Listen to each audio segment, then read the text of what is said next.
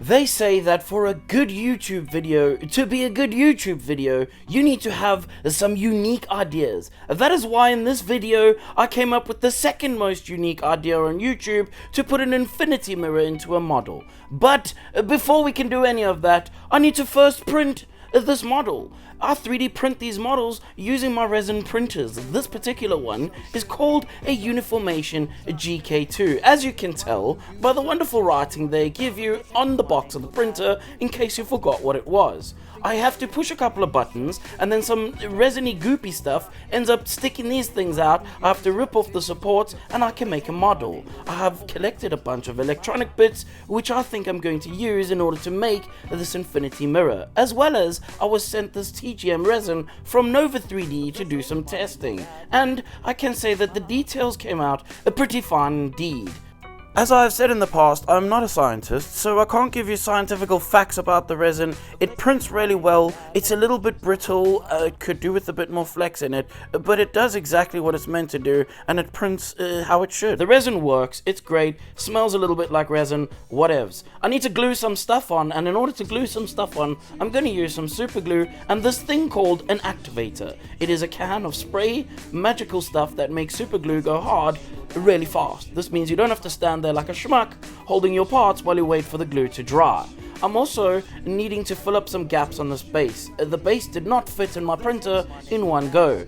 So I made a mix of green stuff and milliput to stuff into the gaps and cover them up, because there was going to be some gaps when you print something like this. The first gap that I had was at the back of the space that needed to make it look straight because it didn't come out straight. That was due to my terrible supporting habit in that situation. I used tools, whatever tools that I can, to give some texture and shape back to the base. The reason that I use milliput and mix it with the green stuff is because this makes it a little bit more mushy. I don't really know the technical term, but it allows you to squish it into the gaps a little bit easier. I then come back with something sharp and scrape it out as much as possible from the texture that is in the base.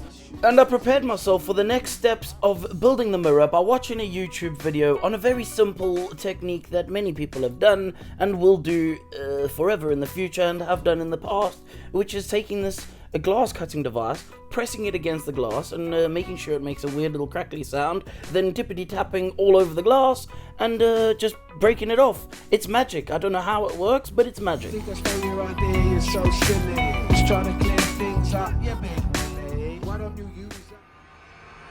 I'm so scared. It just happened. It just happened. You didn't even do anything. It just happened. I was genuinely terrified of this process because in my mind I imagined pieces of glass shooting all over the place and smashing my eyeballs out, and it would have been a bad time. But in reality, it's so easy. Just be careful, obviously, wear some protective goggles and cover your hands. That's all I can say.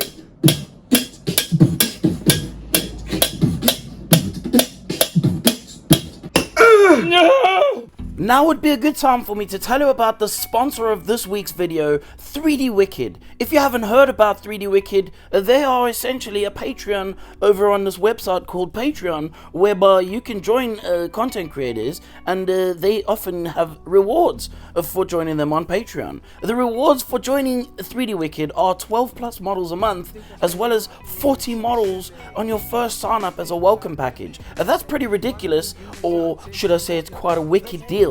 There will be a link for Wicked in the description, so make sure to check them out and show them some love, and when you get there, let them know that I sent you. Why don't you use that? I need to glue the mirror into some sort of a frame. That frame was made by my new Bamboo Labs X1 Carbon, kindly given to the channel by Bamboo Labs. They asked for nothing in return. They literally just gave it to me and said, here you go, bruh. We like you, see if you like our stuff. And I'm going to let you know right now, this is the pinnacle of FDM printing, and I will try to feature this machine a little bit more in future videos, but for now, let's just get back to making this mirror and how I did that.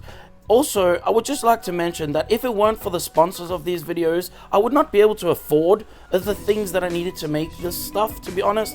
I genuinely, it wasn't expensive, but I could not have afforded even just these little parts to put into this machine. I had to destroy one of my old models to use some of the boards, and never mind.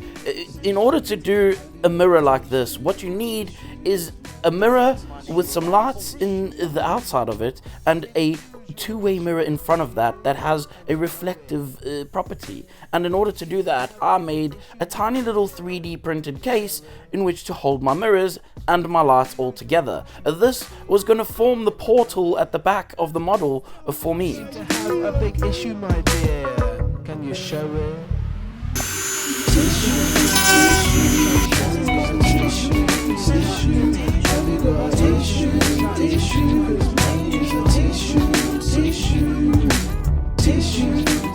Now, I didn't go overboard when it came to the design of this. I used a very simple, super simple design. There's nothing crazy about it. There isn't even a fancy tab or a connecting method at all. I used an ESP32 board because I had addressable LEDs on the inside, which means that I can individually address them and make them do whatever I want. I'm not sure why I needed them to do that, but that's a fancy bit of something that I decided I needed to have as part of the project.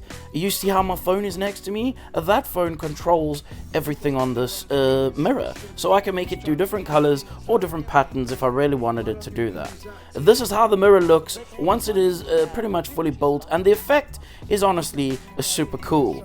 It's usually at this point that I would explain to you that if you took pants color and painted the pants with it, and you used shirt color and painted the shirt with it, that is how I painted this model. However, if you are actually really interested in how I painted it, then you should check out my Patreon, where I will upload a full painting video of this model over there. For now, I'm going to put it together and show you exactly what it looks like when I decided to call this model done. Please make sure to go check out the sponsors of this video in the description, and when you're down there, maybe you want to click the subscribe button as well as maybe the like, and share this video with your gran. And if there is nothing that you liked in this video, then this is the point which you can probably now just actually, in fact, fuck off.